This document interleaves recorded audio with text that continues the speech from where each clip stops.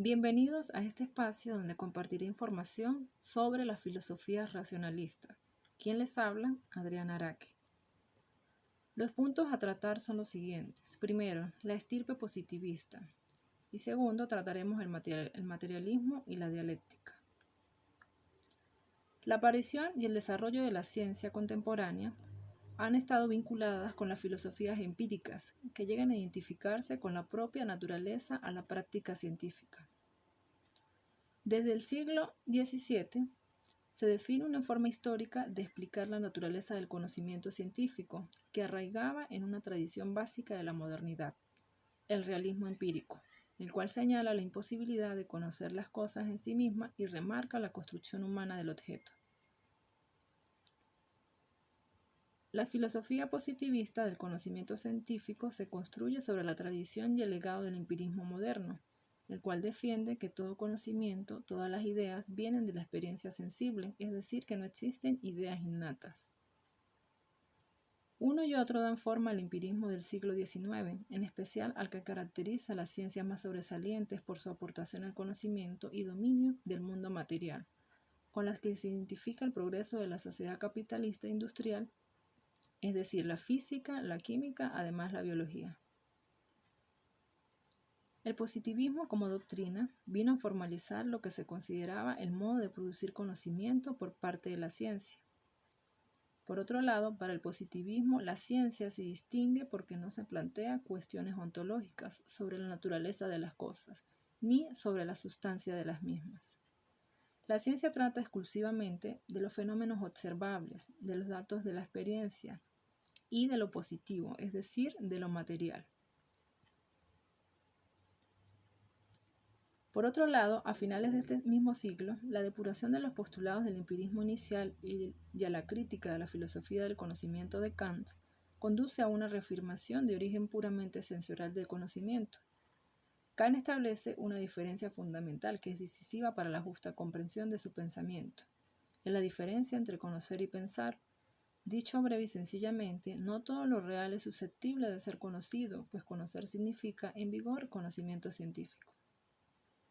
El empiriocriticismo indica que los datos de observación constituyen, para esta corriente del positivismo, el punto de partida y de llegada del proceso del conocimiento, en el cual las teorías constituyen un instrumento.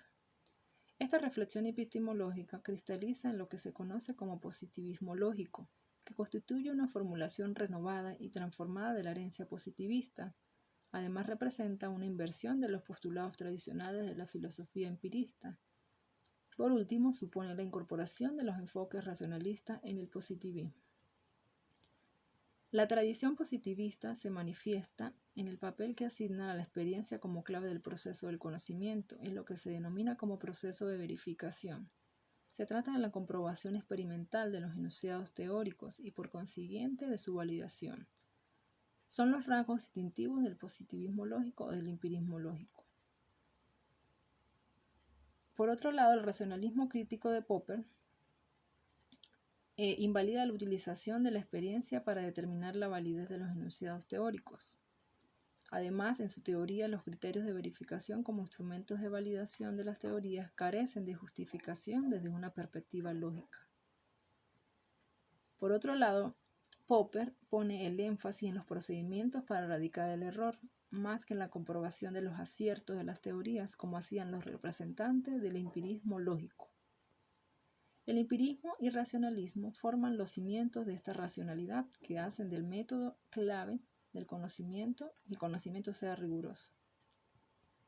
Lo que distingue y fundamenta el conocimiento científico, de acuerdo con el positivismo, es el método o el procedimiento, la rigurosidad en el manejo de los enunciados o proposiciones y el carácter lógico de los mismos.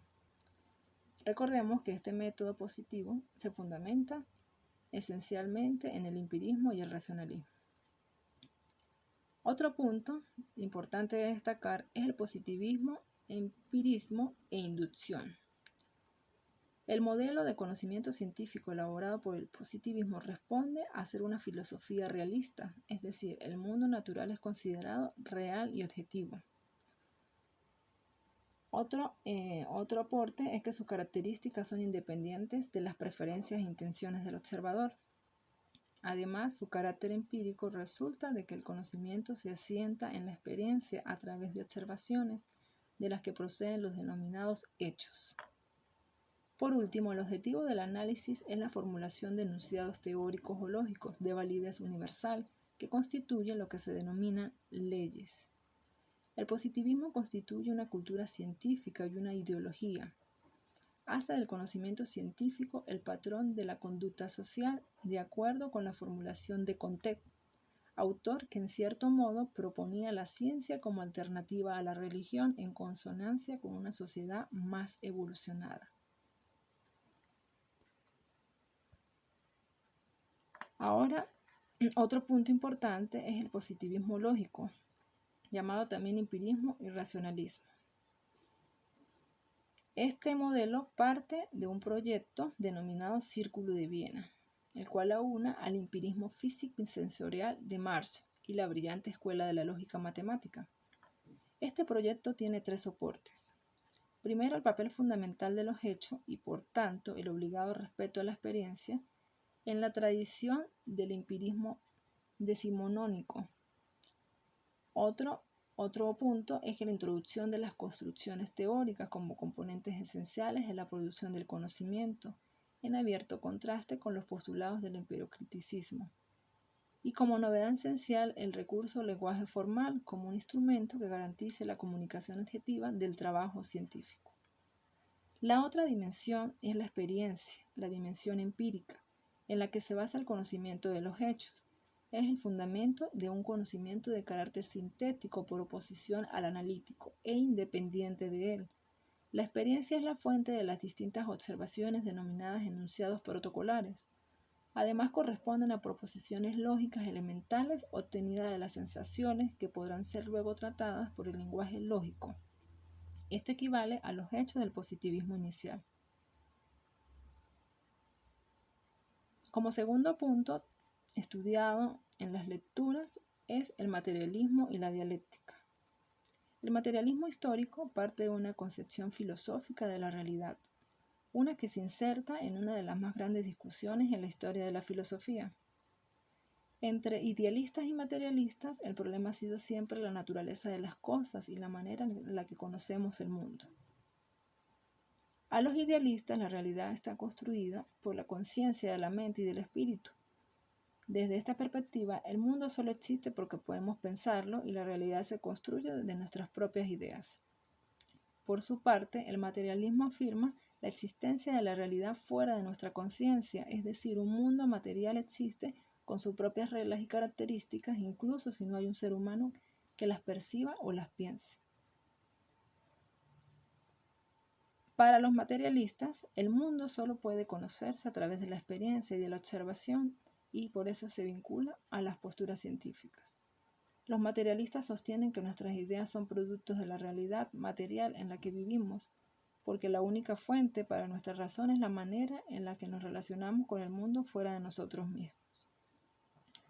Para Marx, la explicación de la sociedad podía centrarse en la historia, pero para comprender la historia había que aceptar dos cosas fundamentales. Primero, el mundo y la sociedad humana están en constante cambio, y segundo, es la realidad material la que condiciona nuestro pensamiento y actuar social.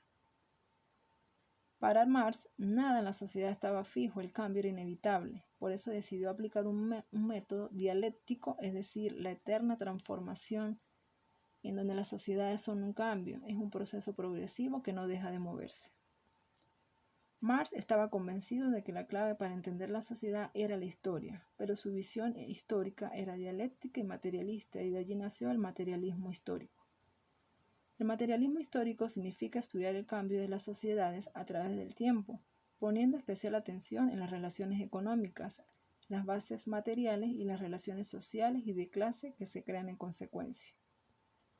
Marx estaba convencido de que la vida histórica es cambiante y que la sociedad no es inmutable. Así que el capitalismo no podía ser el último ni el más perfecto modo de producción. La visión histórica de Marx es progresiva porque piensa que cada cambio de modo de producción es una mejora en la sociedad y asumió que una vez que cayera el capitalismo avanzaríamos hacia un nuevo sistema denominado socialismo, el gobierno de la clase obrera y finalmente al comunismo, un estado ideal de cooperación e igualdad que nos llevaría a la cúspide del progreso humano. En resumen, el materialismo histórico destacó por ser una teoría sólida y coherente para explicar la realidad. Su dirección de progreso y cambio fue muy popular en toda Europa. Sus ideas fueron retomadas por muchos movimientos sociales que buscaban llevar a la práctica el socialismo y el comunismo. Gracias por su atención.